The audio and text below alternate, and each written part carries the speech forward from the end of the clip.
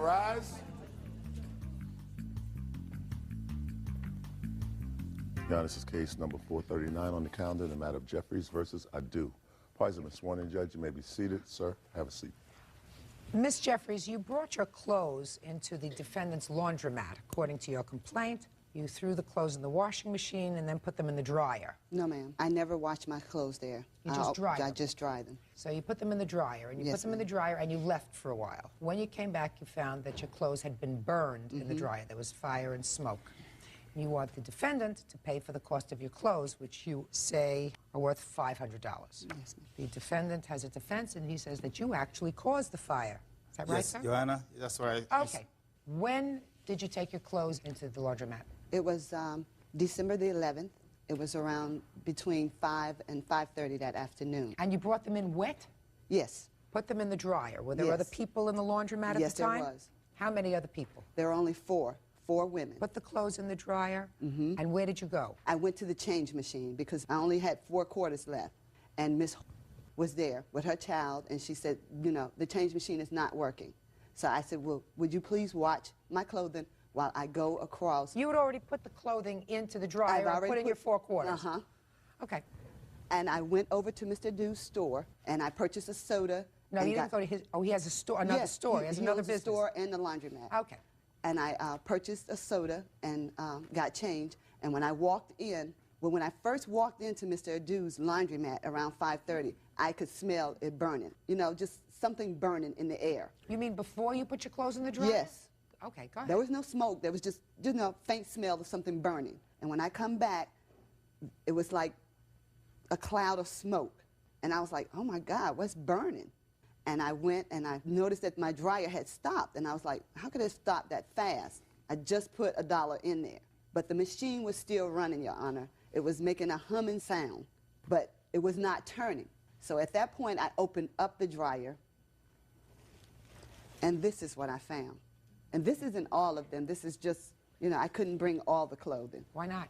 There's a lot. Because she's lying. I am not lying. You're lying. This is what I got back. All of my work shirts, my children's school uniforms were charred, burnt. Okay. Bird, bring that stuff up here, would you?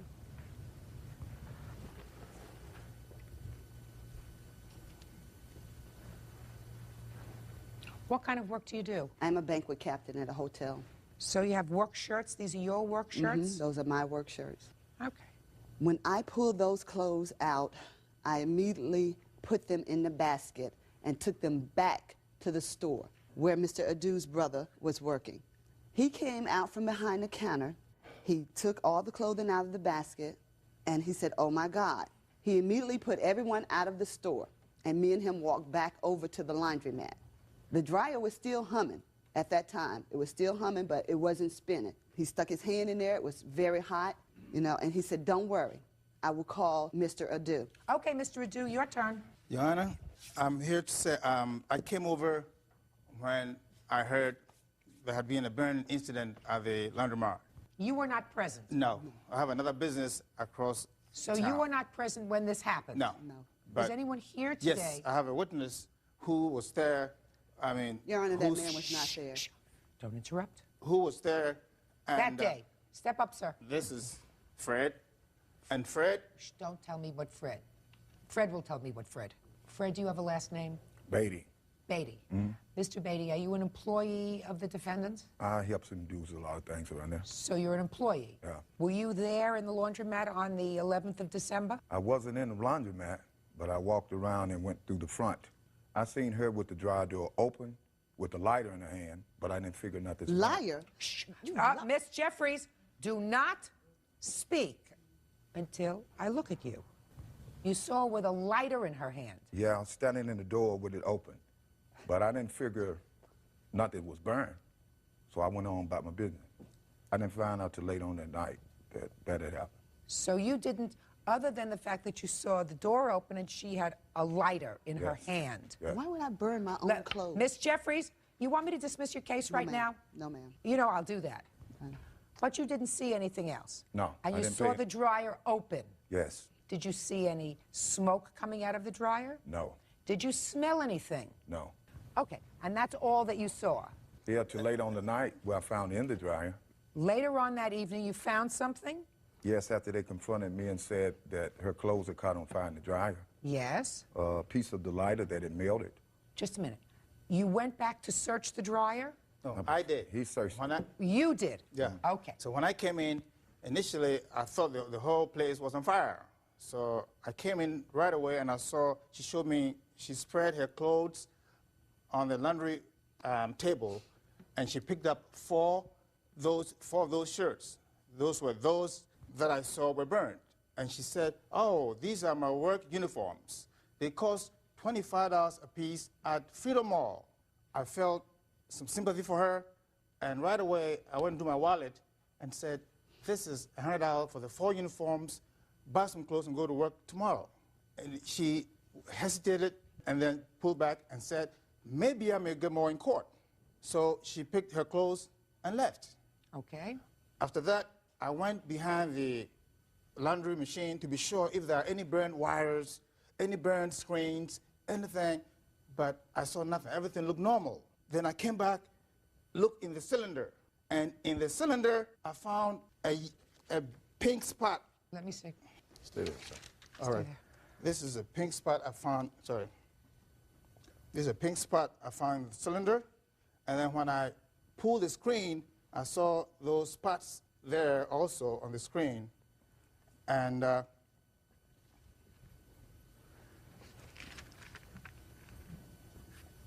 Okay. and then also this melted piece of a lighter.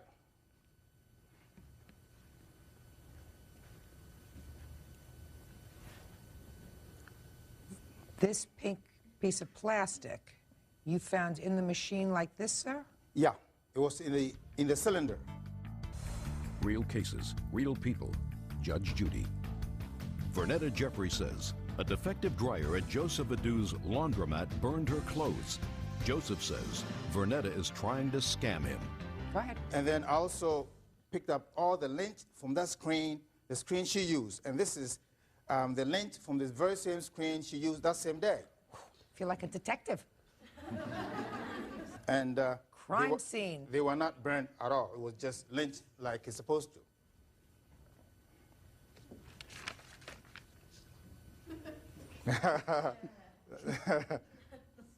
So this, to me, shows me the fire did not start from the dryer itself. If the dryer catches on fire, it will burn the whole clothes. Everything will burn. Thank you.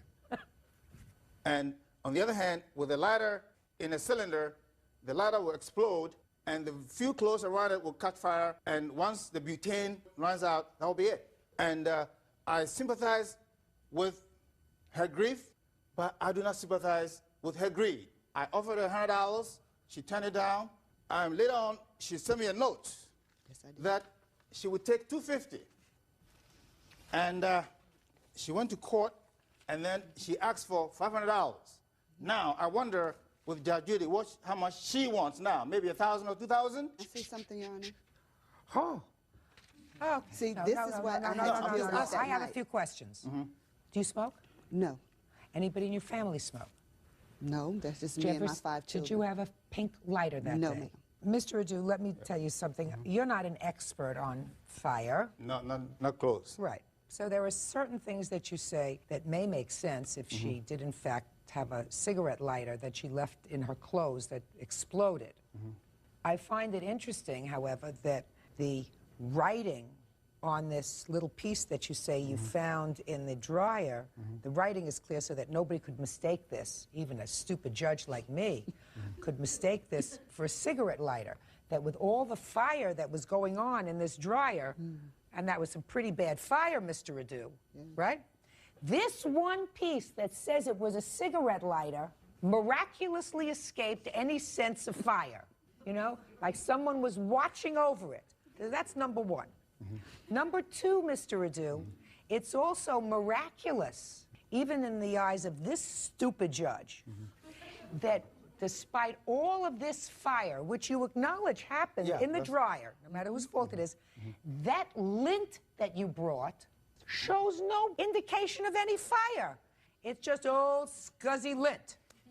So the two pieces of evidence that you brought that would, in your mind, clearly indicate that this was caused by a fire of her making, I find a little suspect, Mr. Adu. Now, the letter that you wrote to him says that you want $100 for your shirts, $100 for your children's clothes that were there, and another $50 because you had to lose a day of work. Forget about losing the day of work. You should have had an extra shirt home. If you didn't have an extra shirt home, Miss Jeffries, I don't believe that. So at that point, you had $100 for your clothes and $100 for your children's clothes, and all of a sudden you file a small claims court case for $500. I also think that that's unreasonable. May I explain? Sure. When Mr. Dew finally arrived at the laundromat, he came directly to the dryer with another gentleman. They went behind it, they went in it. I stood there for about 45 minutes before Mr. Dew even acknowledged me. Then he came over, he took everything out of my basket, laid it on the counter, went through it. He then looked at me and said, I will give you $100 for your shirts. And I said, that's fine, Mr. Dew. What about my children's clothing?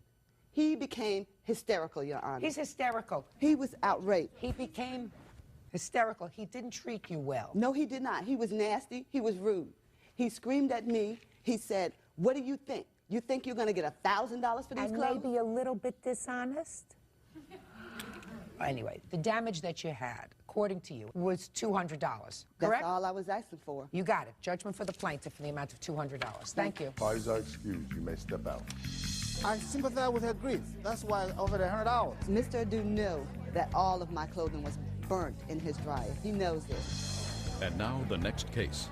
All parties in the matter of Wiles versus Harps. Step forward, please. 48-year-old professional clown Donna Wiles and her daughter, 15-year-old Sarah Wiles, are suing 47-year-old contractor Gary Harpst and his son, 16-year-old Cody Harpst. Sarah says during a high school football game, Cody broke her cell phone when he dumped water on her. Mrs. Wiles, this is your daughter? Yes. And Mr. Herbst, this is your son? Yes, ma'am. This complaint alleges that the defendant's son threw a bucket of water on your daughter, fooling around and being a jerk, and that caused her to get wet, and in addition to her getting wet, a cell phone that was in her purse got wet, and you say it's not functioning as it should. You want a new cell phone. Yes, ma'am. What the case is about. Where did this happen? It was at my school, Francis Howell North, at a football game.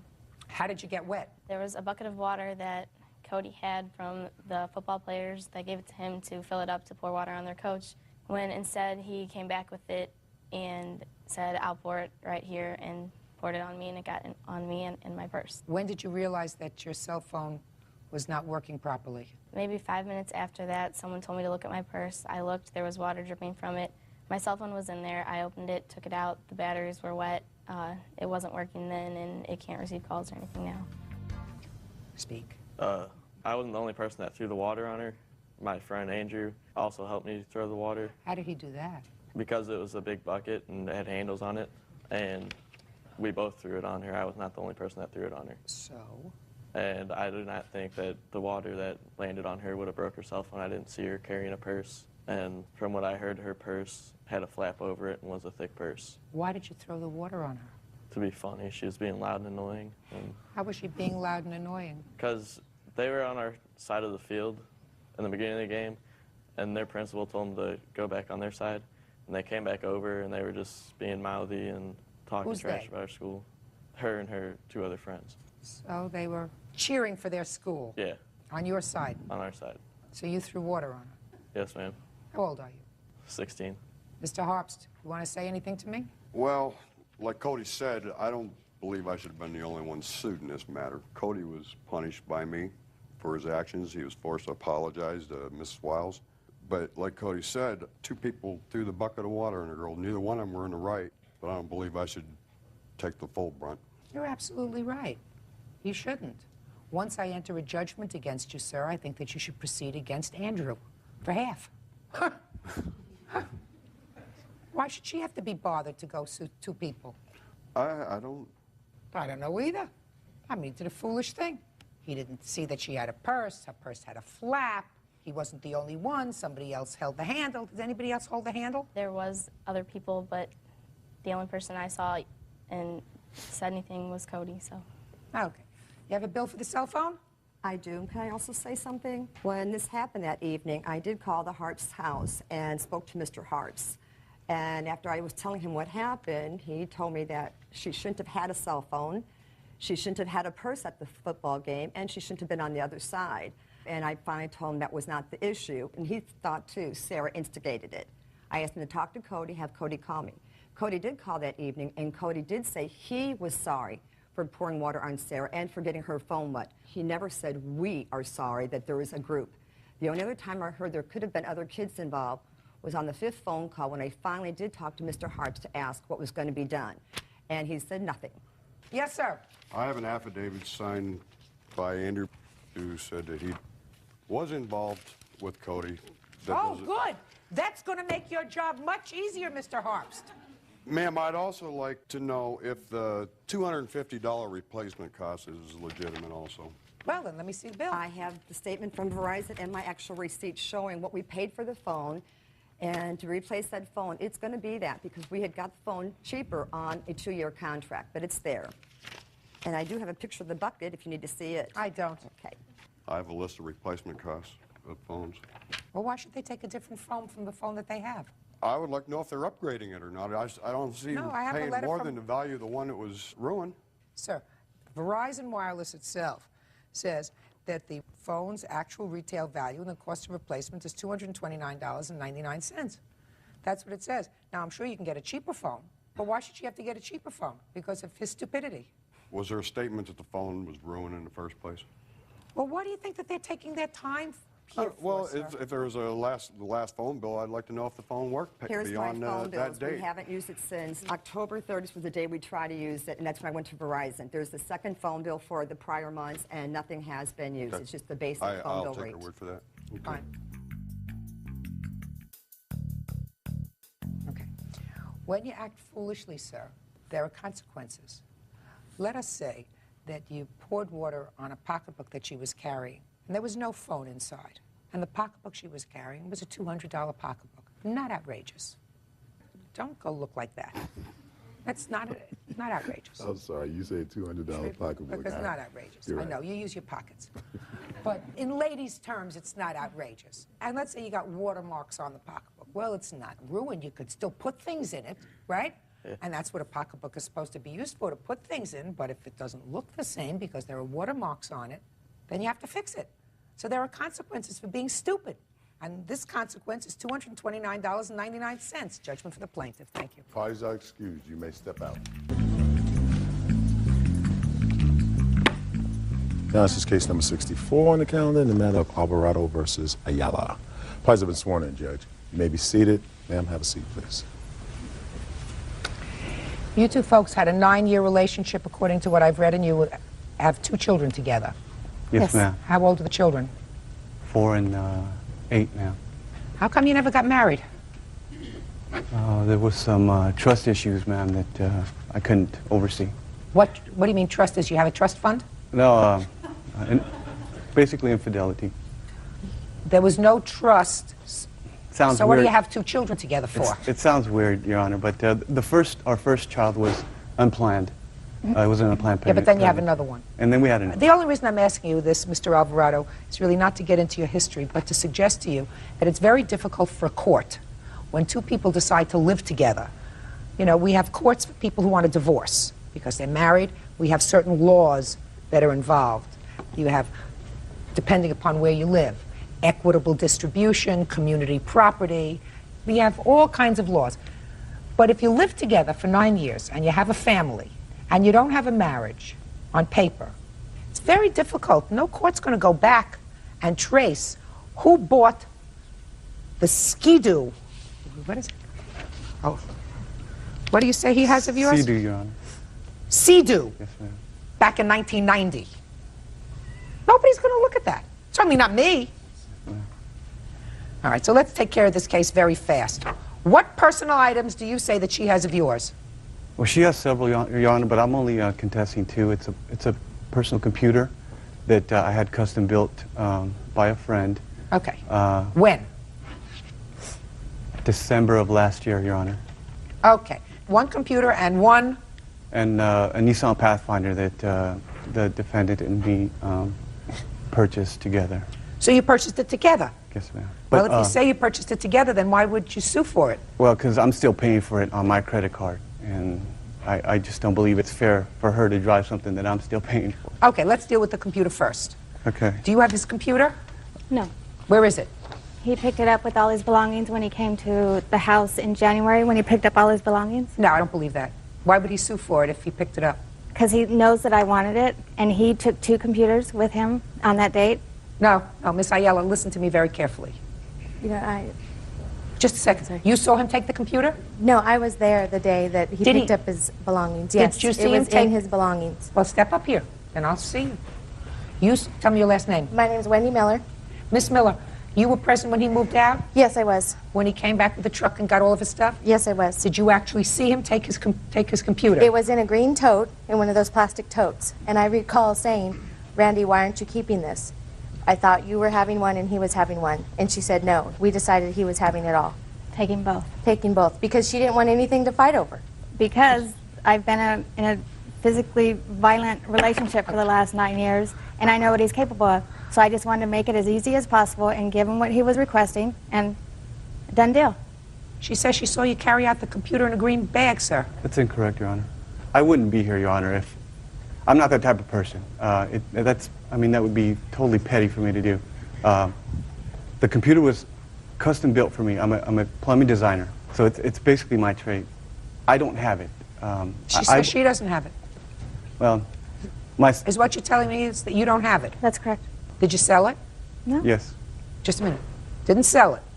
You say that he took it. Yes, he packed it up himself and took it. I don't know who has the computer. I thought if it was easy, I might deal with it. It's not. All right, let's talk about the car. You 2 people had a marriage together. As far as I'm concerned, for 9 years. It wasn't a marriage on paper. I don't intend to spend too much time with this. Let's talk about the car. Let me see what you're paying off, sir. Okay. On the car.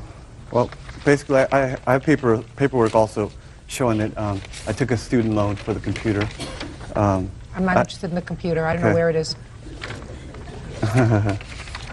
Then I have paperwork from my credit card showing the orange highlighted area showing the balance transfer from Wells Fargo to my credit card for the balance of the Wells Fargo truck. had nothing to do with it. When did you purchase this car? November '94. November of '94. We're in 2000 now. You had a car at that time. Is that right, according to your answer? Yes, I You had a traded in 300ZX. I had a fully paid off 300ZX, and I traded it in for the Pathfinder. That's incorrect, Your Honor. We had a Stanza right before. In between, I'm sorry. I traded in for a Stanza. We had the Stanza for 9 months, then we traded in the Stanza for the Pathfinder. That we've both been paying on. That you've both been paying on. Correct, Your Honor. And how much is left on it? I believe $3,000, Your Honor.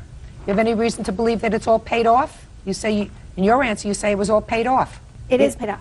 It is paid off? Yes. Due to the fact that we put the balance on my credit card, Your Honor. That's why it's paid off. Did you pay off the car by taking money out of his bank? He made a student loan because he was not employed at the time, and that student loan was money for us to live off of. That's incorrect, Your Honor. That's totally incorrect. Were you employed at the time? I was a full-time student, Your Honor, and I was receiving... Employed was the word. I was receiving unemployment for retraining for my profession, which is plumbing designing. And at the time, I was receiving an income through the state for unemployment retraining. All right. When you purchased this 1994 car, 92 car in Yes, 94, did you use it as a family for the last 6 years? Basically on the weekends, but during the week she would use it. And how long was the note on the car? It was a 3-year note, I believe, Give Your it Honor. back to him. 3-year note. What, 1994? That brings you up to 1997. Judge Judy continues in a moment. I never even knew she had pictures of other men in intimate positions. I'm not interested in that, sir. I never looked at that stuff. And she had that in my boy's bedroom. I mean, she had pictures of her and other men in our son's bedroom. There we go. Real cases, real people. Judge Judy. Ramon Alvarado claims former live-in lover of 9 years and mother of his 2 children, Randy Shannon Ayala, owes him for some personal items. Randy says he owes her for a wave runner and Sea-Doo. All right, let's get to your counterclaim. What do we have here? A 1990 Yamaha Wave Runner, a 1990 Zima trailer, and a 1990 Sea-Doo. Let's start with those things. They're in both our names, all 3 items? Yeah. And I've heard from a friend that he's trying to sell them now for $5,000. Yeah. And he's never discussed it with me. I don't know if I'm getting half of this. I don't know what he's... I don't know either. He didn't sell them yet. Didn't put sell a them for yet. sale sign. I mean, my name's on it too. And So he can't sell them without your name unless he forges your name. That's correct. Right? So when he goes to sell those things, unless he forges your name, which I assume he doesn't want to do because he wouldn't want to go through retraining again, then what's going to happen is he's going to have to say, I want to sell this, would you sign off on it? And you'll say, how much are you selling it for? I want half. Okay. Right? Yes. Your Honor, if I may. What?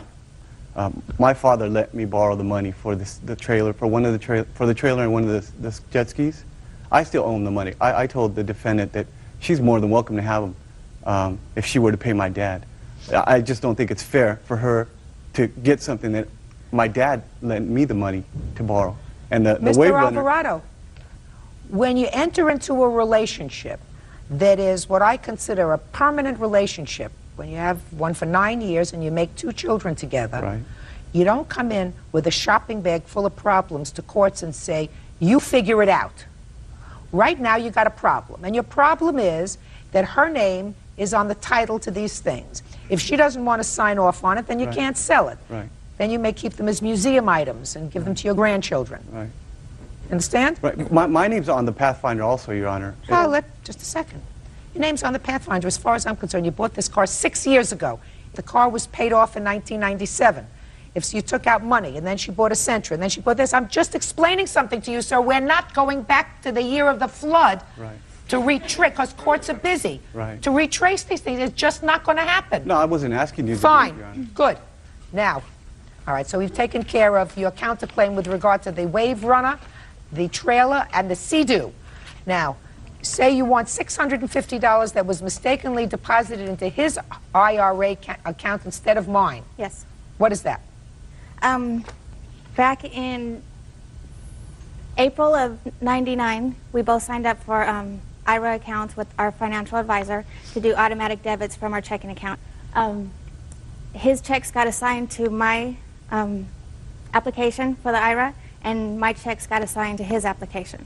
And so his automatic debits were coming out of my checking account, and mine were going out of his checking account. Once I was aware of the fact... Just 1 second, madam. He each signs up for $50. Is that what you're telling Every me? month. Every month. Well, if he paid his 50 and you paid your 50, that means that But it would be equal. Yes, that's correct. Yes. But he closed his accounts. He closed his checking account 2 months into the automatic withdrawals. Fine, then you have to get in touch with the bank. No, he needs to sign to transfer over the IRAs in his IRAs in my name and mine in his name. Is what you're telling me the bank made a mistake? No, the financial advisor guy made the mistake. Sue him. Sue him. All he needs to do is sign his name saying that he's aware of the mistake. Then and he should won't do it. He won't do it. This is the first I've ever heard of this, Your Honor. I don't have. If it's her money, she can have it. I don't need it. Fine. Then you will go with her to the financial Sure, advisor, I and if it's I her don't have a money, problem. fine. Otherwise, I don't have a problem sue with your that. financial advisor. Yeah. All right. Now, Raymond also took $1,700 worth of savings bonds, $1,200 worth that belonged to me, and $500 that God. belonged to my son. Dude, you're Yes. outrageous. Okay. $1,700 were your savings bonds? Were they in your name? Yes, my name / my son, Callie Alvarado. Dude. Your Honor, I would never do that. That's Before he moved out, he went through the whole house, ransacked the house, going Your through Honor, I anything left and my everything. stuff there, Your Honor. Just a Because second. Shh. we were currently going through child custody stuff through the court, and Yeah. he wanted to Right, find anything and everything That's not right. to go against me, to make me look bad. And he found my savings bonds because I've always had them hidden, and now they're not there. So you don't know where they are? That's not right. They're no longer in their place. I would never Listen do to that. me. I would never do Do that. I know you, I would never do anything like that. I don't know whether you would or you wouldn't. She has no proof that you took them, but all Right. she has to do is she has to report them to the U.S. Treasury that they Oh, were really? lost or stolen, Right. because if they're in your name / for one of your children, Right. he can do nothing with them if he in fact took them. Right. And all you have to do is report them Okay. stolen, and you will get replacements. Oh, okay. Judge Judy continues in a moment. Ramon Alvarado is suing the mother of his 2 children, Randy Shannon Ayala, for some personal items. Yes. Your Honor, in our 9 years, Your Honor, I deposited my check directly to our joint account. which I never had a separate checking account. I never dealt with the money. I never dealt with the bonds. I never even knew she had pictures of other men in intimate positions. I'm not interested in that, sir. Because I never looked at that stuff. I never looked at that stuff. And she had that in my boy's bedroom. I mean, she had pictures of her and other men in our son's bedroom. There we go. Letters and stuff. Your case, Mr. Alvarado, is dismissed. I've explained why to you with regard to what you are suing, property that you are suing her for. And Miss Ayala, I've just explained to you why he cannot sell the Sea-Doo, etc., without your permission. And if you want the bonds, write a letter to the U.S. Treasury. That's all. Both cases and the counterclaim is dismissed. Parties are excused. You may step out. Whatever the judge said was fine with me. He's nothing but a joke. I mean, obviously, he displayed his irrational behavior at the end, and he's a joke. And now the next case. All parties on Hageman versus Hoffman. Step forward, please. 19-year-old casino cashier Lisa Hageman claims former live-in boyfriend, 26-year-old photo lab technician Justin Hoffman, owes her for internet charges. Justin says she kept his pet gecko. Ms. Hageman, according to your complaint, you and the defendant enjoyed an on-again, off-again relationship, and at some point, he moved into your house. Is that right? Yes. There was an arrangement for rent, etc. You say he didn't pay all the time, but your lawsuit involves an expense that you claim he owes you. Yes. And that is for a hookup for his computer? DSL service. What is DSL service? I'm completely illiterate when it comes to computers. Personally, I'm not all that sure. I know it was to fix the problem we were having with the tie-up of the phone line. Explain that to me. Okay, it's a high-speed connection. It doesn't tie up your phone line. Makes your computer run faster and connect to the internet faster. That's basically it. Is that right? Yes. And how much was it? Altogether about $238. Do you use the computer? No, I didn't. Were these your charges, sir? Yes, ma'am. Okay. So we have that settled. She paid for that, and you were supposed to pay her back for that? Yes, ma'am. So now I'll hear your defense. Well, I see no discrepancies in her statement. However, what she's neglected to mention is the fact that I had paid her $250 in rent during the week of March the 27th. And what month's rent was that for? That was for the month of April. Yes.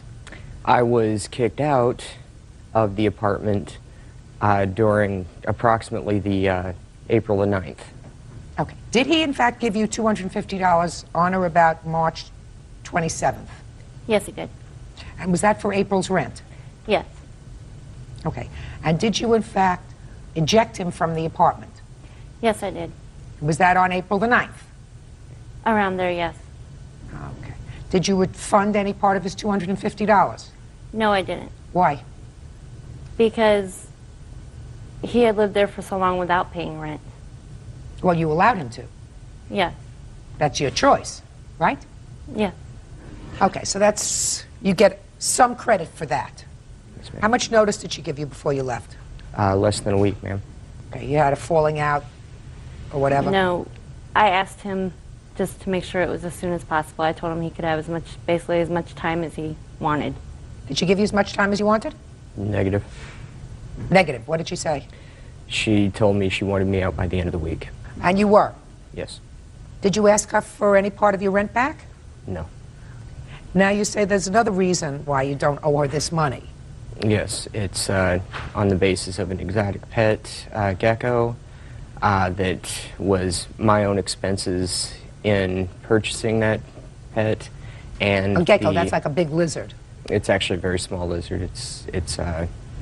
They range about 1 foot to 1.5 feet in length. To me, that's a big lizard. Yes, ma'am. Little ones, the ones that you see, little salamanders, you know, that you see, they're real cute. 1 foot and a half. That's a big lizard. Judge Judy continues in a moment.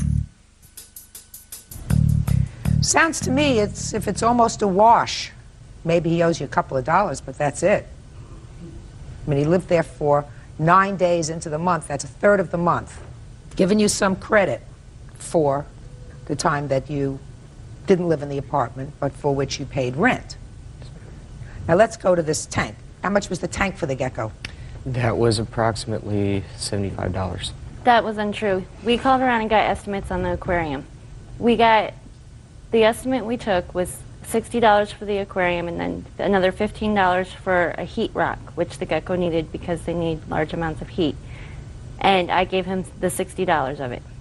So he put in 15, Mm-hmm. right? Yep. Now, how much was the gecko? 50. Is that right? No, when he told me that he wanted to get the gecko, I asked him how much. He said $40. So I gave him $40. Was this a present? No. Explain how that came about. He originally was going to get a chinchilla, and when he mentioned that he could also get a gecko, I said that I wanted the gecko. Do you like dogs and cats? I also have a cat. All right, well, he gets some credit for the rent that he paid you, that he did not enjoy because he did not live there because you asked him to leave for 2/3 of the month. And he gets a $15 credit for the difference that he paid for this aquarium that you decided you wanted to keep, which means that he owes you $150. Judgment for the plaintiff, that's all. Parties are excused. You may step out. Judge Judy continues in a moment. Order. All rise.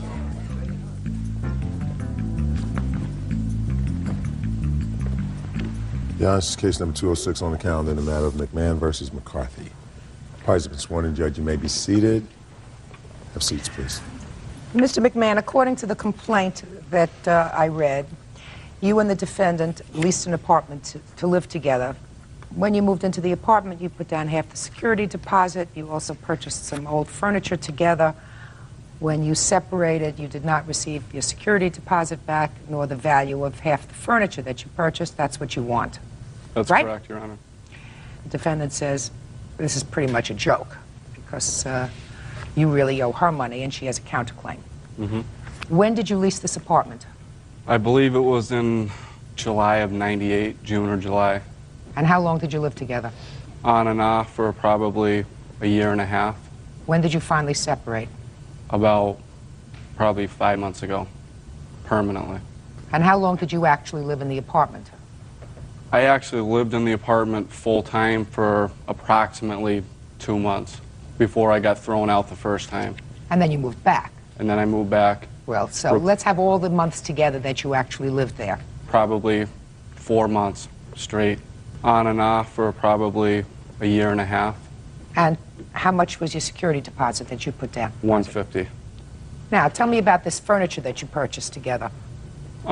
First, we bought a washer and dryer. I paid $75. She paid $75. Okay. What's next? The next is the furniture, which her aunt was selling, and again, we each paid $75 for the furniture. No, we did not. You'll have your That's chance. wrong, Your Honor. You'll have your chance. So that is $275 and $150, $425. How did you pay your half of the rent, which comes to her counterclaim? With a check. With checks? I wrote my checks out to her. Let me see them. I don't have them.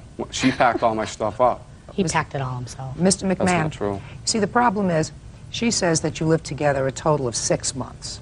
You say 4 months. The defendant says that you only paid rent for 2 of those months. That is correct. But the only reason I paid for the first 2 months because I lived there full time. She threw me out. I had to go move into a whole nother place. And we were broken up. We started seeing each other again, and I had a separate residence. But then you moved back in, even according to you. Right, okay. Sir, listen to me. Then you moved back in, at least according to you, for another 2 months on an apartment where you had a lease. Right. And you did not pay rent for those 2 months. Yes, I did. No, we didn't. No, you just told me you didn't pay rent for those 2 months. You said you only paid rent for 2 months. I wasn't living there full time. I was only spending 2 nights out of the week there. I already moved out into a whole nother place. No, Mr. McMahon, now you're making that up as you're going I am along. You not, just said Your to me, Honor. you Oh, I'm said to nervous. me a moment ago, of the year and a half that you were together, you lived there 4 months, but you only paid rents for 2 months out of the 4. No, while I was there, if I stayed there for a full month, I would pay for half of that month. If I only spent That's not what you just told me. Well, excuse me, Your Honor, I'm a little confused. It was. Well, let's not get confused, sir. But I went and got a separate residence, and then we started dating again. I would spend the weekend over there and then go back during the week to my own residence. He never got his own residence until after the second time I threw him out. He lived with his father after the first time. Okay, let's talk about the expenses that you say he owes you, Miss McCarthy. Let me hear. Well, Your Honor, most of what he has said was correct. He was there May and June. I found he was cheating on me, and I threw him out. We reconciled, and he moved back in October, and he was there October, November, and December, and it was shortly after Christmas, 1998, or maybe even after the first of the year, where I threw him out for the second time. He was coming up with all these excuses why he couldn't help me out with the rent, and never paid anything. The day I threw him out, I went to do some laundry, and he had a bad habit of keeping his, papers in his pants. I would check his pockets for papers, and I found a receipt for some car stereo equipment that he purchased the day before, and that's when all heck broke loose, and I threw him out. Why? Because he kept claiming that he had no money to help me out. You know, he was getting speeding tickets, he was paying for the speeding tickets, he bought $1,000 rims for this Mustang that he owned. The heat would be up to 80 degrees, and he wasn't even there. All right, so now, I got it. I was on the leaks, though. I'm entitled to turn my own heat up. Just a second. But he wasn't paying for it. I got it. I understand the whole scenario. Now, my next question to both of you is, clearly, according to you, October, November, and December of 1998 is when you, in December is when you threw him out ultimately? Yeah, it was a little after Christmas, maybe even after the first of the year. Okay, and did he ever move back in? No. Why haven't you sued him for the amounts that you claim he owes you? Well, initially, Your Honor, we got back together around Valentine's Day in 1999. So you were back together? Yes, we did. We never moved. He never moved back in. I still live there today. But in February of 1999, you sort of got back together. How? He invited me to dinner, bought me a couple dozen roses, and schmoozed his way back in like he always did. All right. And how long did that schmoozing last? On and off for about a year. We had a verbal agreement in between all this, because he was upset about the furniture. He threatened to cut it up if he had to, in order for him to get his half of it. And once we did get back together, we made a verbal agreement that I was to keep the furniture in my apartment because he hadn't helped me for those 3 months. And that was well and good for us. Made that agreement. And all of a sudden, I get this lawsuit, and so I said, well, the heck with it. I'm going to just get my money that he owes me. Okay. That's what I wanted to hear. So you were prepared to say, forget it. Yes, I was. On. Now, Mr. McMahon, I'm going to ask you the same question, sir. What took you so long to file this lawsuit? We got engaged. Yes. She wanted me to move back in. I said, no, not until some issues are resolved. And when did that engagement terminate? On my birthday. What date? January 30th. I wasn't just going to jump into a lawsuit until I had some time to deal with what I was feeling. You should have jumped into the lawsuit a year and a half ago. Well, yeah, you're right. You're right. You're absolutely right. If you believe that she honestly owed you this money, half of a washer and dryer for $75 and a lot of furniture for $75. It's not the money. It's got nothing to do with the money. So what does it have to do with it? Your Honor, we had a 3-bedroom apartment. Out of all 3, each bedroom had a closet. I had a quarter of one closet in the master bedroom. So does my husband. And I had 2. And let me tell you, he's a happy man. And I had 2 drawers. I had 2 drawers. I couldn't even put my clothes in there. He has 2 drawers. Men are lucky if they have a quarter of a closet. They have 1 drawer. And another thing. Women need more drawers. And another thing. And more closet space. Judge Judy can take furniture or his share of the deposit on their apartment. Have you ever been married? No. That's a very good lesson I'm going to teach you. Don't expect more than a quarter of a closet. Right? If you expect more, never get married. Okay, and another thing, January 30th, which was my birthday, which was one of the last big more than fights. A quarter of a closet? A quarter of a closet's ridiculous. I've been married for 13 years. Yeah. I don't even have a quarter of a closet. The whole apartment had her family all over the wall. I couldn't put any. I had no entity in there at all. You mean you couldn't have a picture of your mother or your grandmother up? The walls were full. I couldn't do nothing. Mr. McMahon. I'm serious. She took over the whole apartment. Mr. McMahon. I had no rights and nothing. That's what ladies do. They make a nest. We need. There should be a little bit of compromise. Let me explain something to you. That's what happens. They make a nest. Right? What about me? My husband knows he can decorate anything in his quarter of the closet. I didn't get nothing. Period. I had to step over. I had to step over shoes to get to my quarter of the closet. Get over her it. shoes. Listen to me. Your lawsuit, Mr. McMahon, is nonsense. And so is your counterclaim. Nonsense. 2.5 years ago, you started a relationship. You moved into an apartment together. It didn't work out. Your entire investment was at most $425, which includes $150 for some old furniture and an old washer and dryer. How many times did you use the washer and dryer? I want you to think very carefully. How many times Did you take clothes, like sheets and towels, from the bathroom and from the beds, take them, put them in the washing machine, wait till it was finished, take it out, put it in the dryer, and fold it up? How many times did you do that? Plenty of times. If I wasn't being thrown out that week, I was doing laundry. If you weren't being thrown, you were doing laundry? Yeah. Is that right? I used to do her work clothes for her. Everything else. He was doing the laundry? Some. He was doing the few and far between. I was mostly doing all of our laundry. But yes, it was used for his clothes, which he had. I didn't ask you it was used for his clothes. I'm talking about sheets and towels and stripping the beds. And oh, I did all that. I could hardly even get him to make the bed, never mind strip it. I'm talking about stripping the beds and putting the sheets in and putting the sheets back on the bed. Who did that? I did all that. You did that? Yeah. Well, you were honest about the other thing. He did do his own work clothes. Who did the cleaning in the apartment?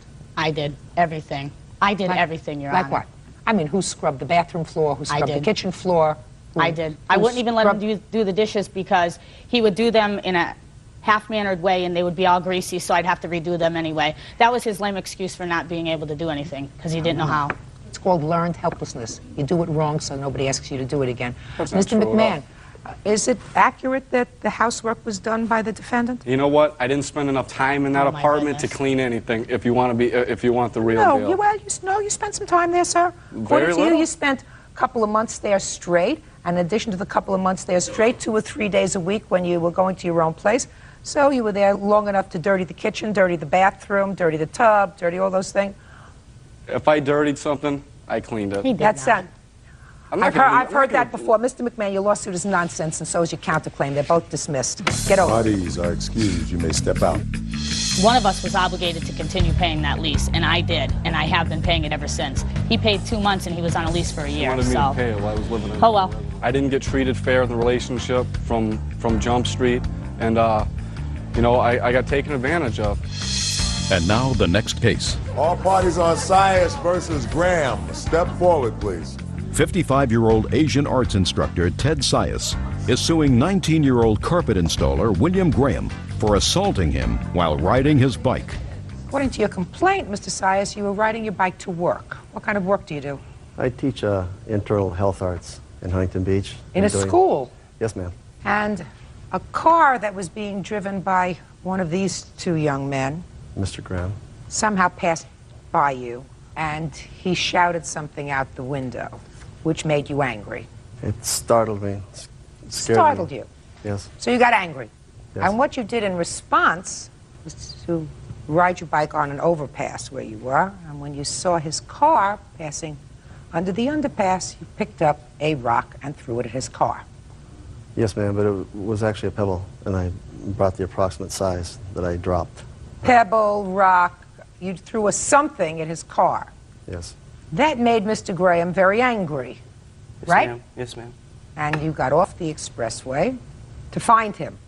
Yes, ma'am. Because you saw him do it. Yes, ma'am. And there was a confrontation. And that's what this lawsuit is about, because you said that during the course of that confrontation, Mr. Graham injured you and broke your bike. Yes. So let's start out. You're pedaling along, going to work. His car comes alongside you, and what does he say to you? It wasn't him. It was his passenger that screamed at me. What did his passenger say? I don't know. It was just a holler, a very loud holler. I wasn't. Which startled you. Yes, ma'am. And then what did you do? Well, I about fell off my bike. Then I picked up this little pebble, and I was thinking about dropping it. And when they pulled around, and he gave me the birdie, that was it. That's all it took to send me the rest of the way, so I did drop it.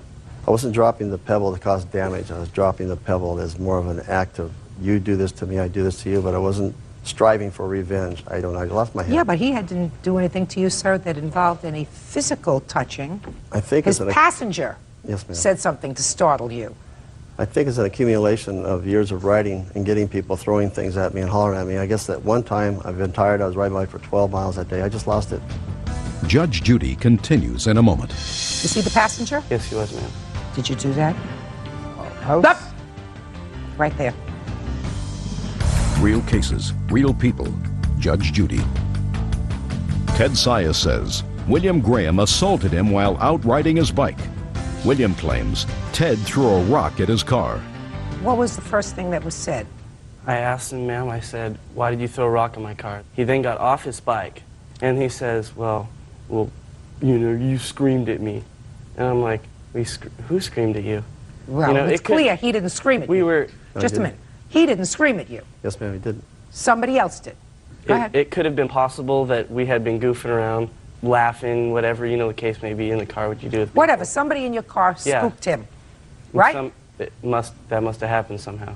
It wasn't intentional. Was he the passenger? Yes, he was, ma'am. Did you do that? Oh. Up! Right there. Right where the finger is. Did you do that to the bike rider? I was... No, look at me. I'm sorry. I was singing in the car, yelling, having a good time, not yelling at anyone out of the car, I mean, intentionally. Did you realize you had startled him? No. Now sit down. Go ahead. Okay, so then he pushes me once. I push his hand down. I say, don't touch me again. He pushes me again, push his hand down, and after I push his hand down the second time, he shove kicked me to my groin area, and I didn't do anything.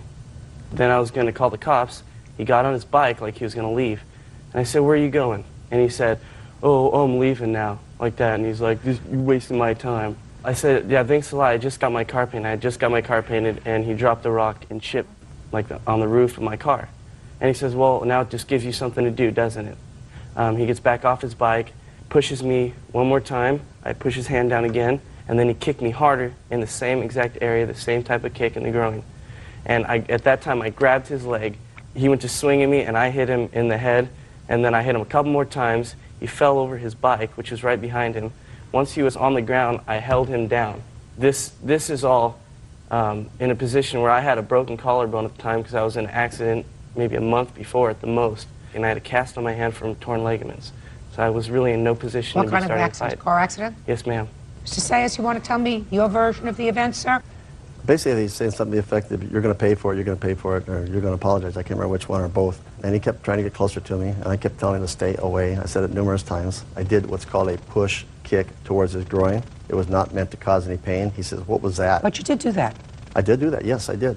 And he hadn't put his hands on you yet. He was No, he had not put his hands on you. No, ma'am, not yet. I did what I could, which was non-lethal. I pushed towards his face to make him lean back to go away. I pushed towards his groin. He didn't kill you either, Mr. Sayers. That's not lethal.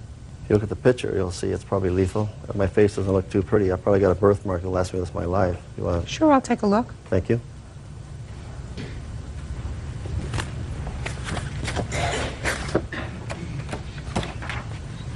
Mm-hmm.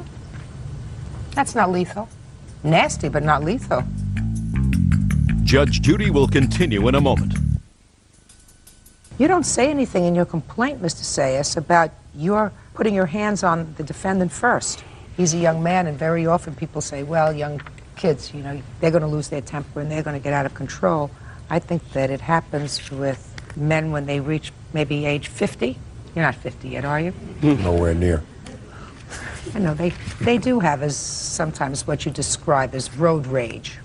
You went to the top of an overpass, you picked up a pebble. You say it was a very small pebble. It may have been, but certainly enough. If that falls on your car fast enough and shatters a windshield, that can cause you to lose control of the car, and it can cause you to go into a tree, another car, another person. It can cause very serious damage, injury, and can cause death. And then when he confronted you, when he stopped the car, which was his absolute right because he had done nothing to you, his partner over here maybe was singing too loud, maybe he was trying to frighten you, maybe he was acting like a jerk, which is possible, because I'm looking at him, and it's possible. But he didn't do anything to you. When he confronted you, instead of apologizing, you put your hands on him first, twice. And it looks to me, at the end of the day, you got the worst of it. Obviously. That's too bad. Your case is dismissed. Parties are excused. You may step out. Judge Myers versus Cave. Step forward, please. Carol Myers says talent agent Brian Cave owes her for rent. Brian is countersuing Carol for false arrest. Order. All rise. Yeah, this is case number 22 on the calendar, the matter of Myers versus Cave. Parties have been sworn in, Judge. You may be seated, sir. Have a seat. Ms. Myers, you lived with 2 other roommates, according to your complaint. Yes. And there came a time when you were leaving the country for 6 months? 6 to 8 months. going to Ireland. Yes. You decided to sublet your share of the house. Correct. You sublet it to the defendant. According to you, he owes you money. Yes. And there is a counterclaim by the defendant because he said that you had him arrested illegally. So, how much was his share of the rent? $425 plus 1/3 of the utilities. And he was supposed to be there, according to this, for 6 months, maybe 8. Correct. How many months did you actually live there, sir? I actually lived there for May, June, July, for about 4.5 months. Is that right? Yes. And how many months' rent did you pay? I paid 3 months' rent. Show me. Show you? First of all, Your Honor, for June's rent, show me. I have a tape recorded cassette of her saying on my answering machine that I paid June's rent. That we were square on June. Do you care to hear it, Your Honor? Just a second. Well, it may not be an issue. I don't know. Wait, did he pay June's rent? No. He owes you for June's rent? Full rent, yes. No, I don't. All right, sir. Let me hear the tape, please, of statement that she made that you're square on June. Brian, it's Carol. Okay, I've called my bank again. They did find a deposit, and I've gone over my statement for $120, June 27th. So we're square on June. You know, you did what you said. You still owe me the rest of June rent. There, however, was no deposit for $75 found. July, I'm trying to figure out with an arrow. Just a second. Is that the what you want to be? We're square on June's rent? We're square on June's rent. No, that's not what it says, sir. Didn't you hear the rest of it? Well, just a second. You're putting it away very fast. That's not what it says. It says that you were correct, that you did, in fact, make the $125 deposit. She is suing me for full June's rent. Listen to me. Okay. That's not what you told me. You told me that she said she was square for June's rent. That's not what the tape recording said. It said the bank said that they received $125. Let's get moving with this, please. I did make subsequent payments to her bank, which she obviously cannot find. She says that Now, why don't you show me, sir? If you make payments to a bank, you have receipts. I don't. Show me. Your Honor, I'm sorry, I do not have the receipts. But I am being honest with you, and I will tell you the truth. Well, you weren't just honest with me, sir. Yes, I was. I said that she says that we're square on June's rent for $125. No, that you're just adding. $125 you're just adding to your previous statement, which said that you were square on June's rent. All right. How much does he owe you for rent? He owes me June rent, which is $425. I'm taking off $125. $425 less $125 leaves $300 for June. What else? For the balance of August rent, he made some payment to the police, so the balance was $35. She is lying, Your Honor. She has lied since the beginning. She has made my life miserable. I had to live with that one, and he totally drove me crazy. First of all, he's a crystal meth addict. Listen to me. He's still my roommate. I don't care. He made my life a living hell. Listen, I'm not your therapist, sir. If you don't like where you live, you move. That's why But while you live there, you pay. I did pay my rent. Just a second. Show me. She says that I didn't owe her for July. Now she drops it. Her statements are obviously not in order. All right. $335 rent. Now, you say he took 2 rugs? The rugs. During the time I was away, I've got a lot of things in my house. I got a phone call from Mr. Bauman saying that Mr. Cave had been taking rugs from my room, from other places of the house, and leaving them over the balcony stairway. And this only came to my attention. I was 6,000 miles away because, according to Mr. Bauman, these rugs kept ending up outside. What? Just a second. Did you find your rugs when you came home? No, I did not. And do you have any proof that he took your rugs? No, all I can say is that he's moving my rugs outside. And just a second. Up. I'm sorry. Hey. The answer was no. You have no proof that he took your rugs. Correct? No. I know he moved my rugs. Okay. Moving is not taking. You have no proof. Now, what about the phone installation? To help Mr. Cave when he moved in. You had the phone? I had the phone superseded into his name. So the bills, he was responsible for his bills during the time I was gone. He was supposed to sign the phone back to me. Because of whatever reason, him not paying his own bill and him disappearing, he disconnected the phone. I had to pay a $100 deposit and a $30 reconnect charge to get my phone number back and wait 3 months for that. He was supposed to sign it back to me. Just a second. Did you pay your bill to the phone company when you were supposed to? Listen to my question very carefully, sir. When your phone bill came in, once a month, for the 3 months that you were there, did you pay your bill each month? The answer is either yes or no. Make sure I get an accurate answer. Your Honor, I did. Yes is the basic answer, because I am caught up with Pac Bell now. That's not what I asked you. Do I speak English? Where do you come from? What country do you come from? The United States, Your Honor. Then New listen, York. I speak English. I said each month when your phone bill came in, did you pay it? Yes. On time? Except for 1 month. So the answer is no, you did not. No, then. Right. And it is all paid now. That's not what I asked you. Okay. So you didn't pay it all on time. You did, in fact, pay the bill. I did pay the bill. Ultimately. Ultimately. Was that before or after you were arrested? It was paid off before I was arrested. What sense does that make? It does not make any sense. I mean, you want to pay your... I pay all of my bills. $130 for Reconnect. 5, 6, $465. Judge Judy will continue in a moment. Cases, real people. Judge Judy. Carol Myers claims talent agent Brian Cave stole her rugs and didn't pay rent. Brian claims living in her place was a nightmare.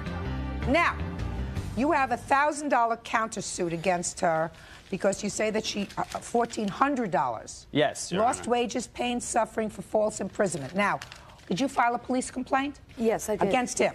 Yes. For what? For the back rent due and for the bounce checks, and that there was property missing from my house when I returned. Okay. Forget rent, because I don't think that that's something that the police would arrest him for. Thank you. I think that they might arrest him for bounced checks. Now, show me where he bounced checks.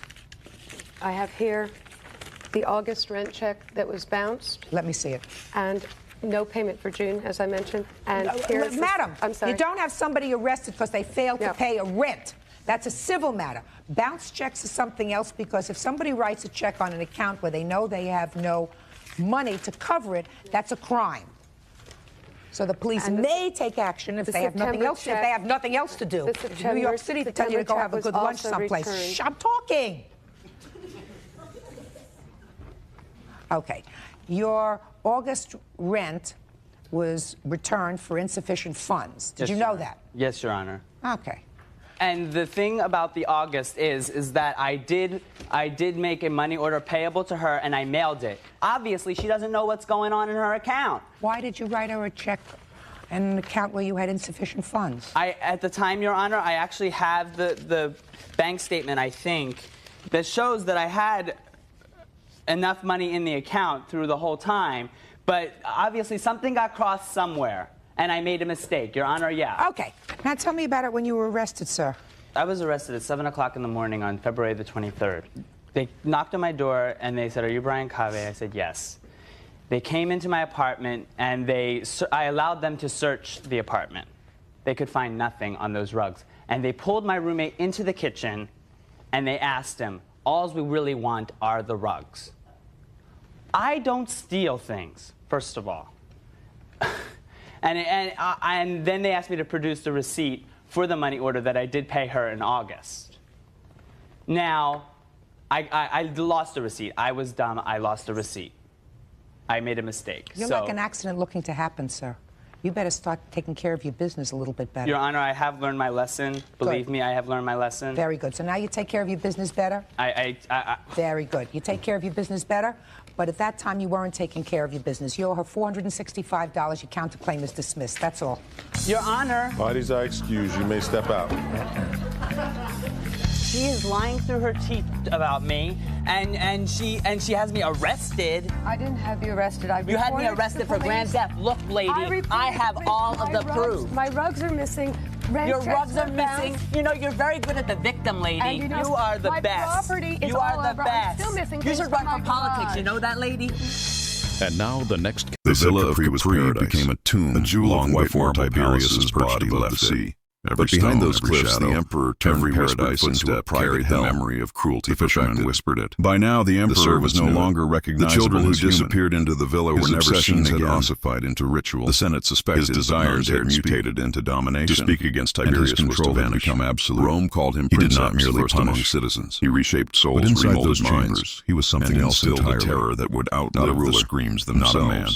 Historians and whispers from the empire does not begin in the shadows of Capri. Hidden balconies and observation chambers overlooking courtyards. For before Tiberius became the monster, from these vantage points, he was a soldier. Tiberius watched and directed the legions like a father to his sons. He did not seek power. Children, young men, he sought only his wife, Vipsania, and women were the single thread that tethered him to humanity. Each suffering calculated. She was not a trophy. Each reaction studied.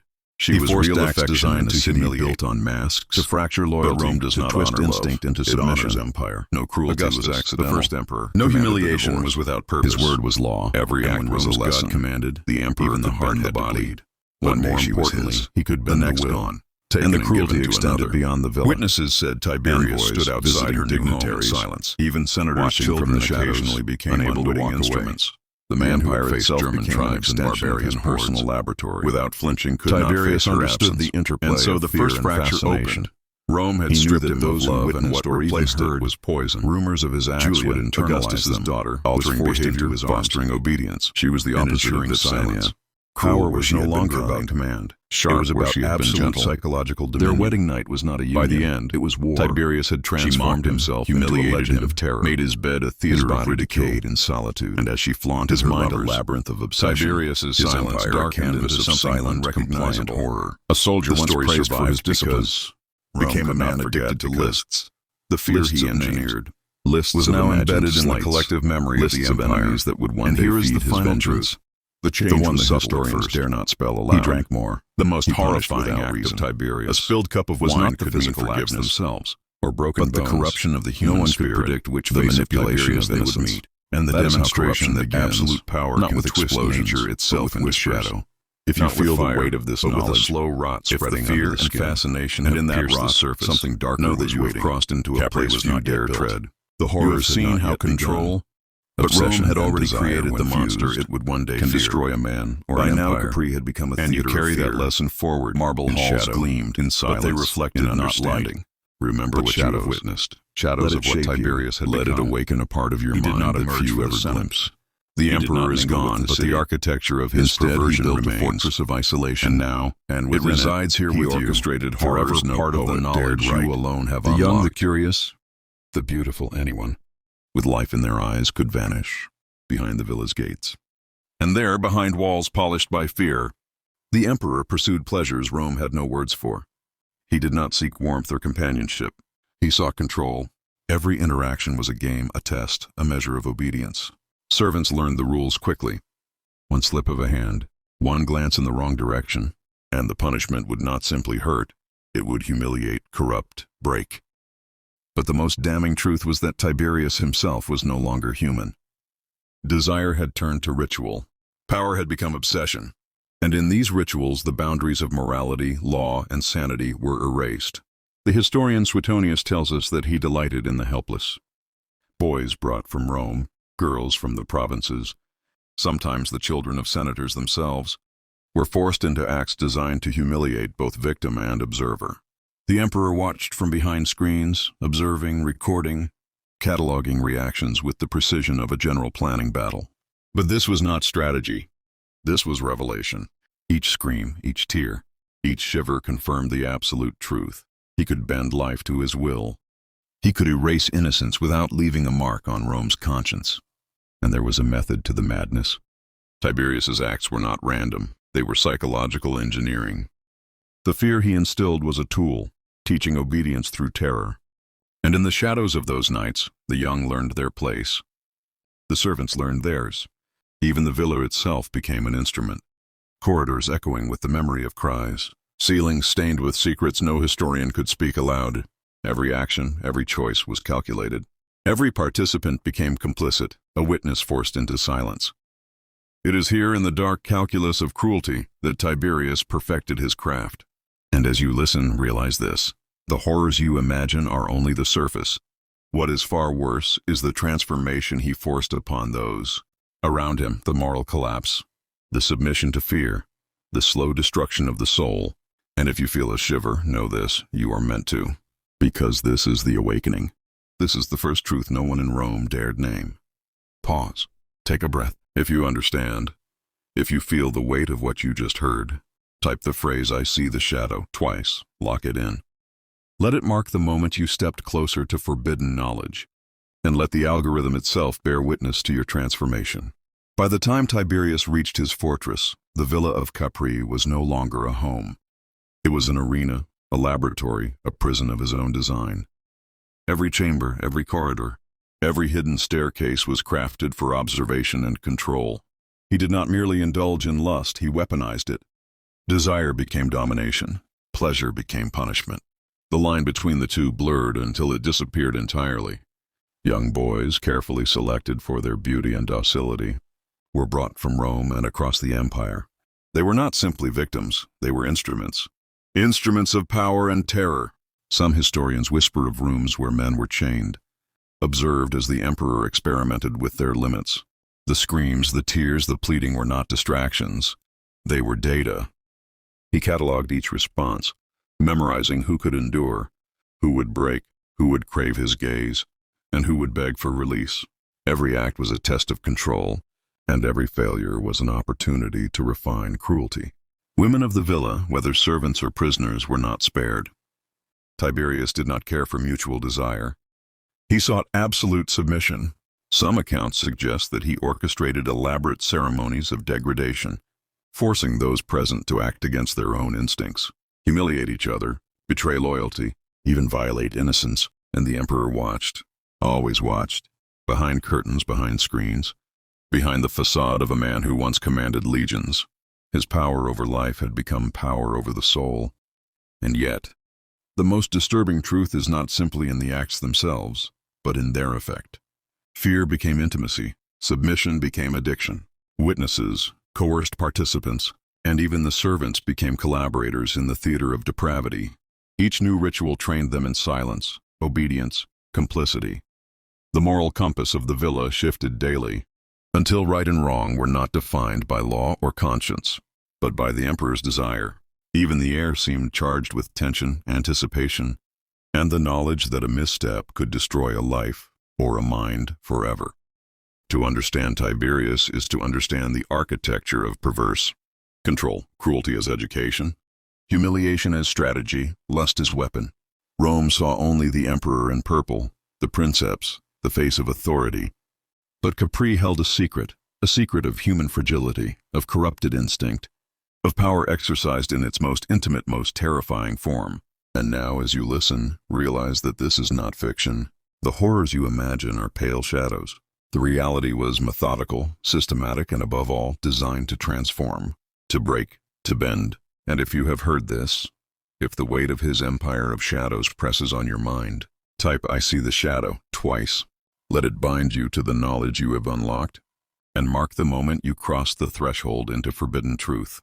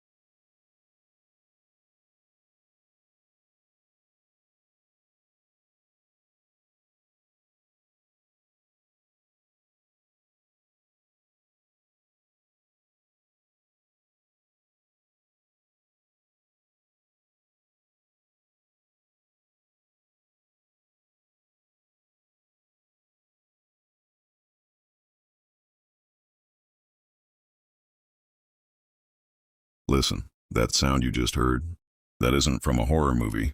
It isn't a sound effect. It is the precise, ritualized sound of a civilization's power structure being forged in the most intimate agony imaginable. This is the sound of a 16-year-old Maya prince, a boy on the precipice of absolute rule, having a stingray spine, serrated, sacred, and longer than your hand, driven through the most sensitive flesh of his own body, by his own hand. This was not torture. This was a transaction, a job interview with the cosmos itself. And if he failed, if he flinched, if his resolve broke for even a single second, the sun itself, they believed, might not rise again. You are about to descend into a darkness that academia has sanitized, that museums have hidden behind glass, cases of beautiful pottery and intricate calendars. We are not here to admire artifacts. We are here to dissect the terrifying psychological engine of an empire, an engine that ran on a currency they extracted from the bodies of their own children. This is not a story. This is a key, and once you turn it in the lock of your own perception, the world you think you know will never look the same again. To understand the horror, you must first erase your modern concept of religion. This wasn't faith. This was a brutal, cosmic contract. The Maya lived in a universe that was literally dying. The gods were not all-powerful. They were weak, exhausted, perpetually bleeding out from the wounds of creation. And the only thing that could fuel the machinery of the cosmos, the only substance that could keep the sun burning in the sky and the corn growing in the field, was royal blood. Not just any blood. It had to be the blood of the divine king and his lineage, spilled in the most excruciating, most psychologically shattering way possible. Why? Because immense suffering creates immense power.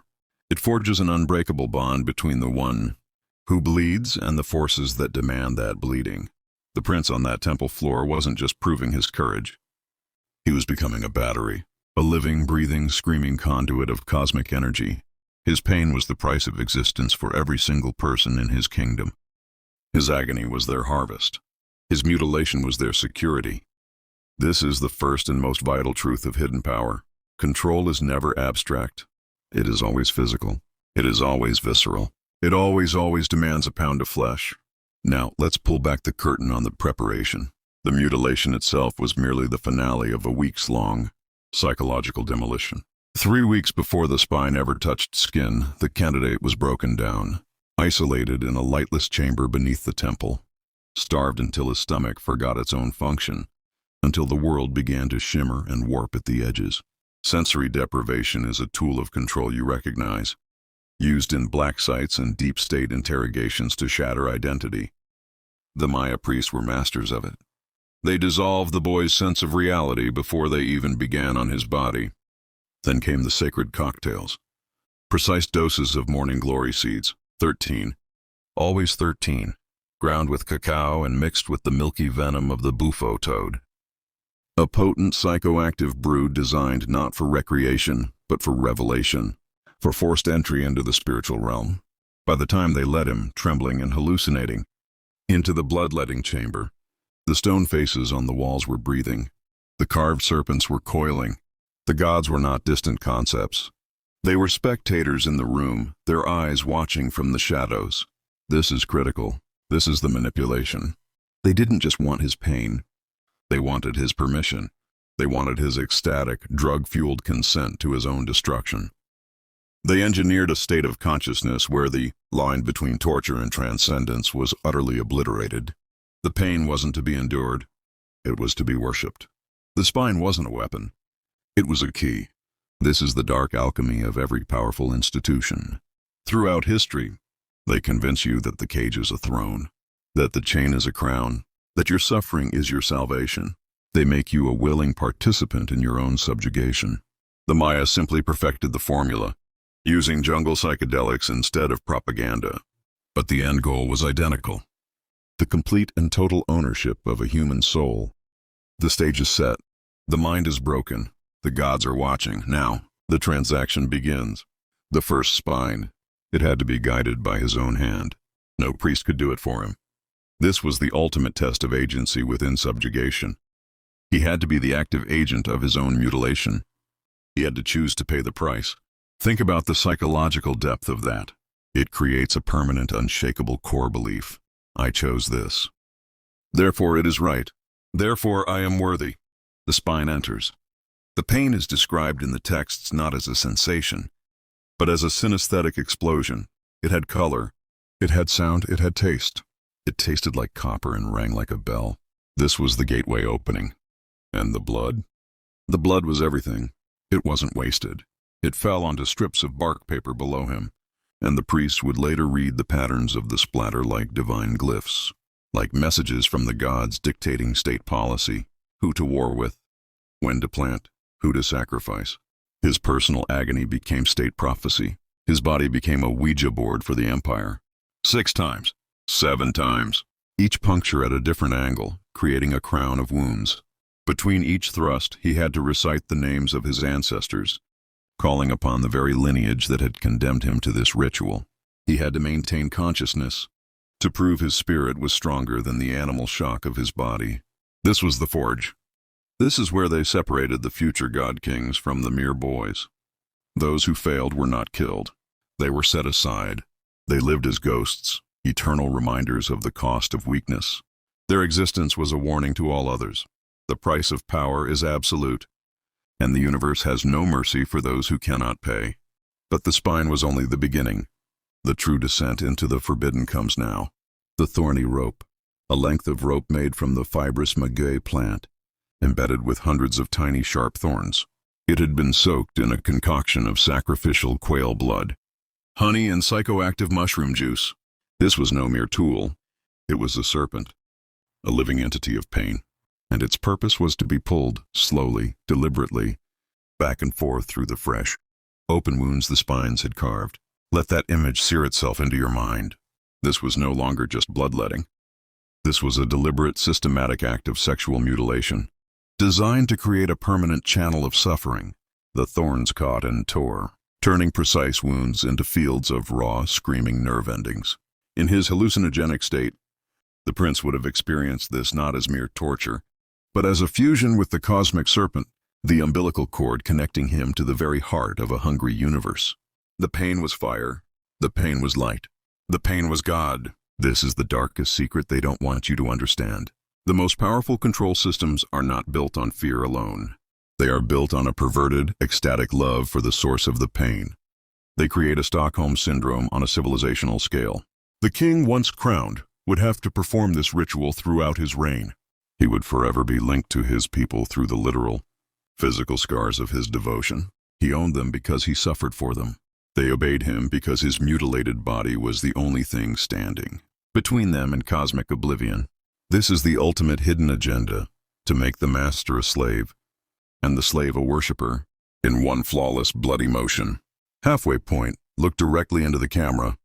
Intense eye contact.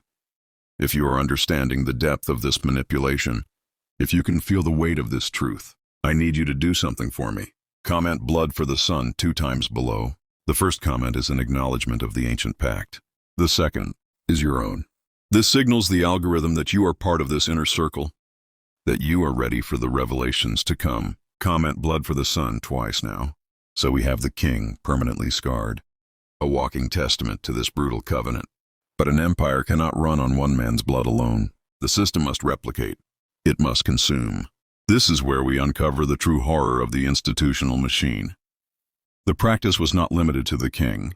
Queen consorts performed their own version, drawing thorn-studded ropes across their tongues until they ran with blood.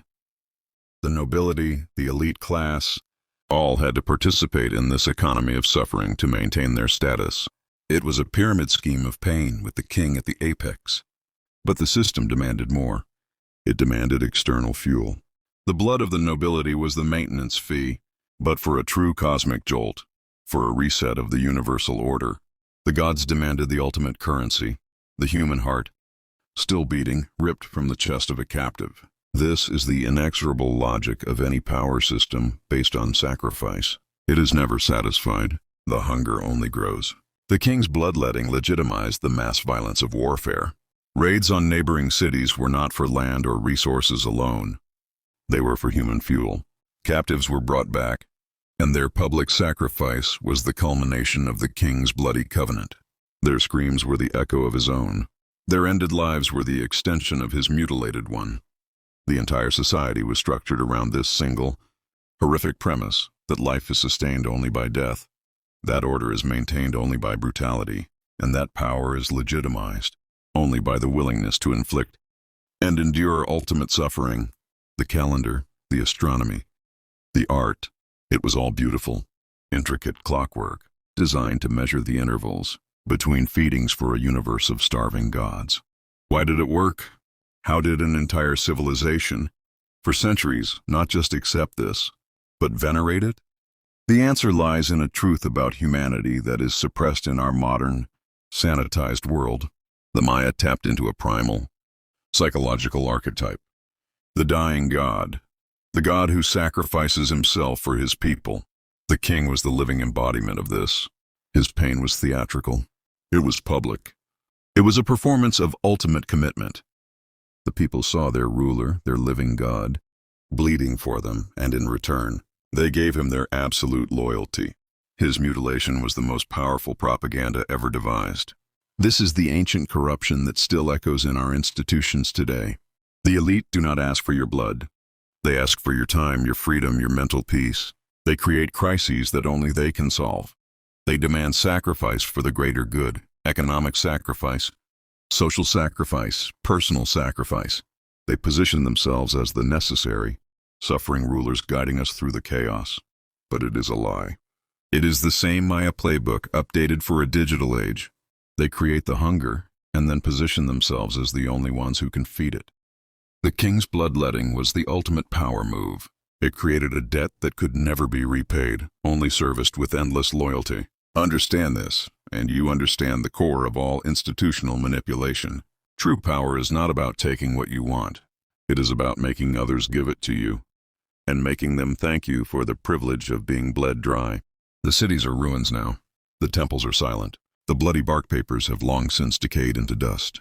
We look back and call it superstition. We call it barbarism. We tell ourselves we evolved beyond such dark practices. But is that the truth? Or is it the most comfortable lie we tell ourselves? The hunger did not disappear. It just changed its form. The bloodletting is no longer physical. It is psychological, spiritual, financial. We are still asked to bleed for the system. We are still told our sacrifice is noble.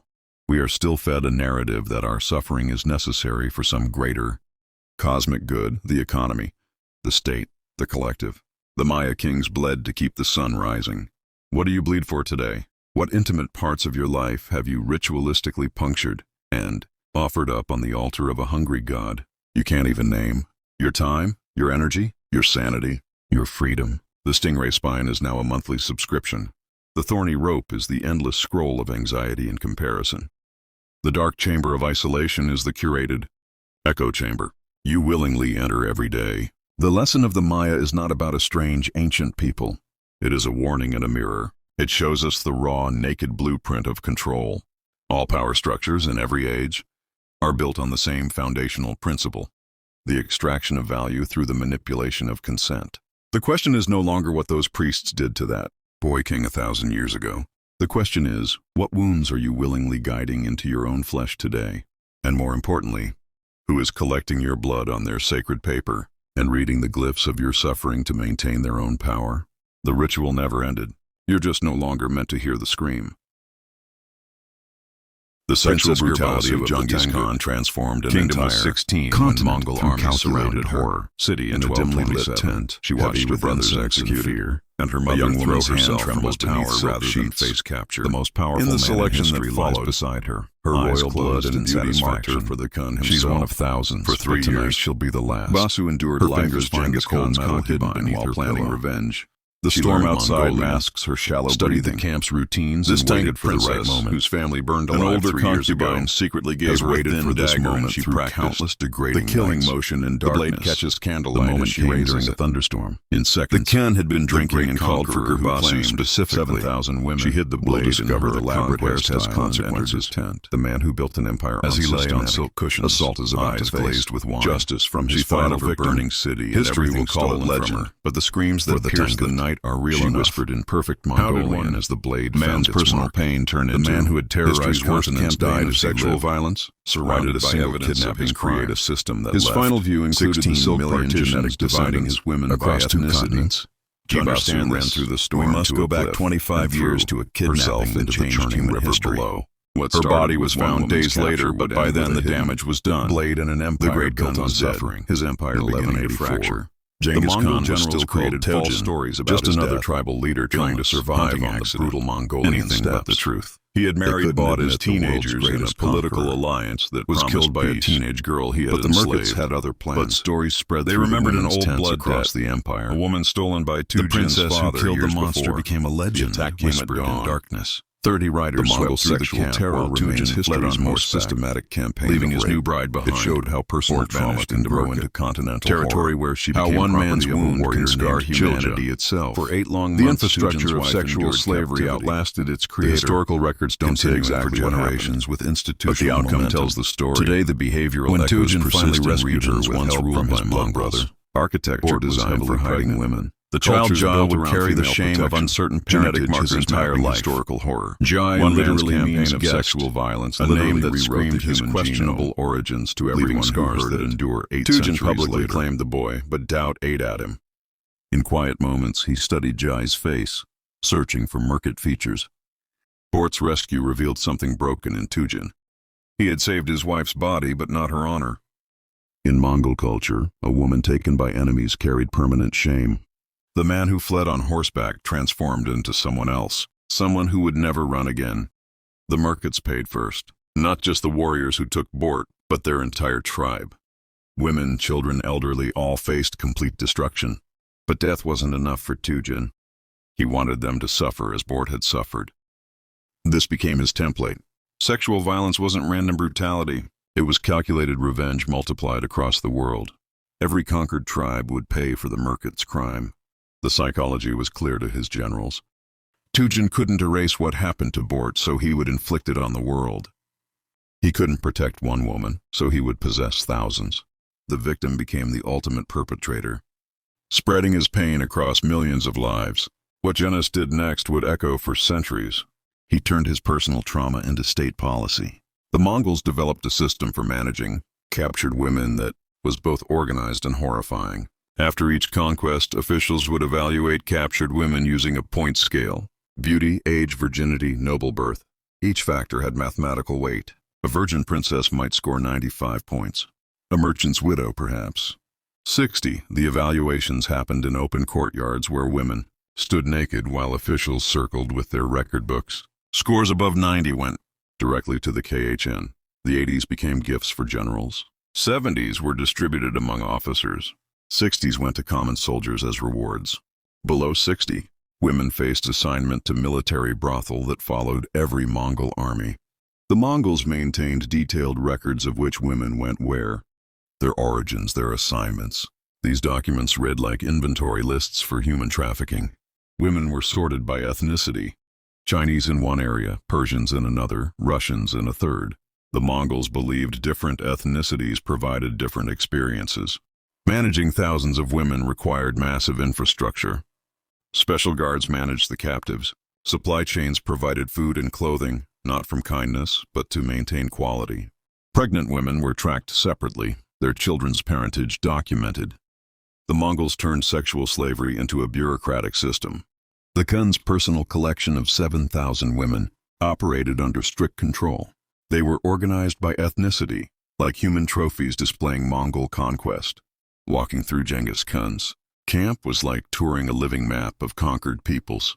Financial records show this system consumed about 15% of imperial revenues, a massive state investment in organized rape. The Mongols perfected their methods with each campaign. After defeating the Tartas in 1202, Genghis Khan ordered every Tarta male taller than a wagon wheel to be killed. But the women faced a different fate.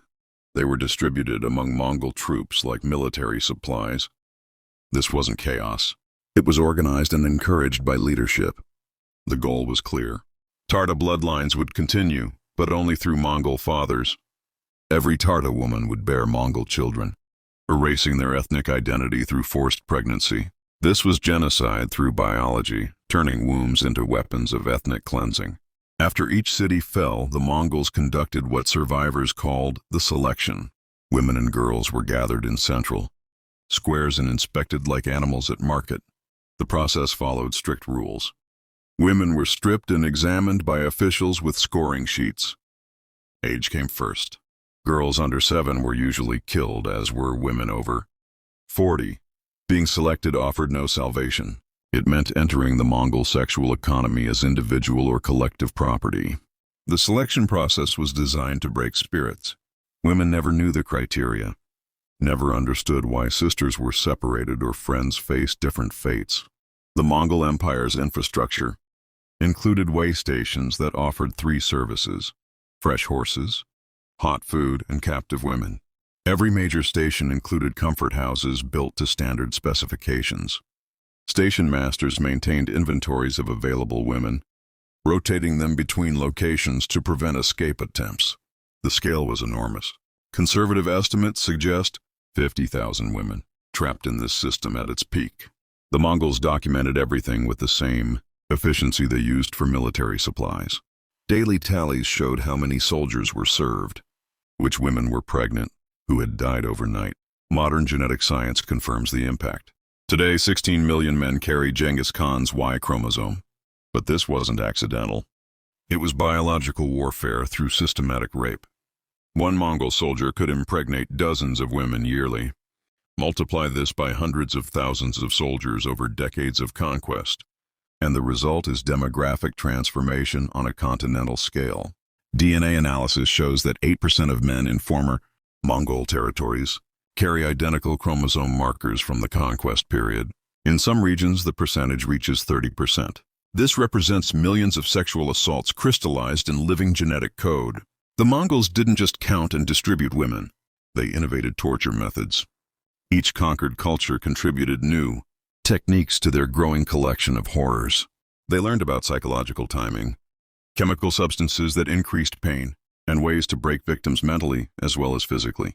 They forced family members to participate in each other's torture. They made victims choose between impossible options. They created hierarchies where victims hurt each other for slight benefits. The Mongols had mastered the architecture of hopeless decisions.